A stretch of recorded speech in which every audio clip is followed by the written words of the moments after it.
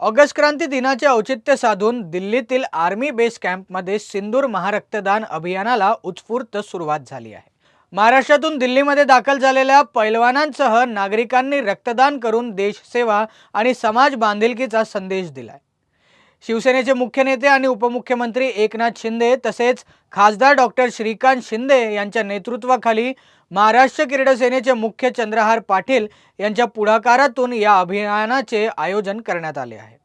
दरम्यान संरक्षण मंत्री राजनाथ सिंग यांच्या मुख्य उपस्थितीत मुख्य कार्यक्रम होणार असून उपमुख्यमंत्री एकनाथ शिंदे आणि डॉक्टर श्रीकांत शिंदे यांचीही उपस्थिती राहणार आहे। महाराष्ट्राचे उद्योग व मराठी भाषा मंत्री उदय सामंत यांनी आर्मी बेस कॅम्पमध्ये भेट देत महारक्तदान अभियानाच्या नियोजनाचा आणि व्यवस्थेचा आढावा घेतला। गेल्या वर्षी जम्मूमध्ये महारक्तदानाचा विक्रम करणाऱ्या महाराष्ट्राच्या पैलवानांनी यंदाही नवा विक्रम करण्याचा निर्धार केला आहे। नमस्कार।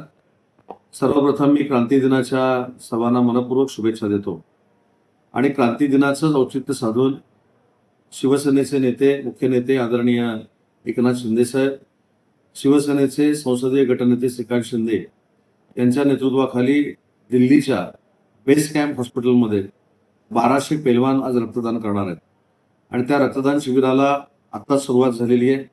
या कार्यक्रमाचं महत्त्व असं आहे की थोड्याच वेळामध्ये देशाचे संरक्षण मंत्री आदरणीय राजनाथ सिंह साहेब या उपक्रमाला शुभेच्छा देण्यासाठी इथे येणार आहेत।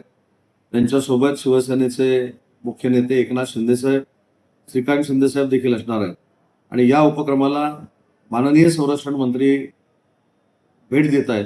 हाच खऱ्या अर्थानं या उपक्रमाचा महत्त्वाचा भाग आहे आणि म्हणून मी आलेल्या सगळ्याच पैलवानांना मनपूर्वक धन्यवाद देतो, त्यांचे मनपूर्वक आभार मानतो आणि हा देशातला पहिला असा उपक्रम आहे की एका राज्यातून दुसऱ्या राज्याच्या आर्मी हॉस्पिटलमध्ये जाऊन हजारो पैलवान म्हणजे क्रीडा सैनिक हे रक्तदान करत आहेत। हे देशातलं पहिलं उदाहरण आहे आणि यासाठी ज्यांनी ज्यांनी प्रयत्न केले त्यांना देखील मी मनपूर्वक धन्यवाद देतो।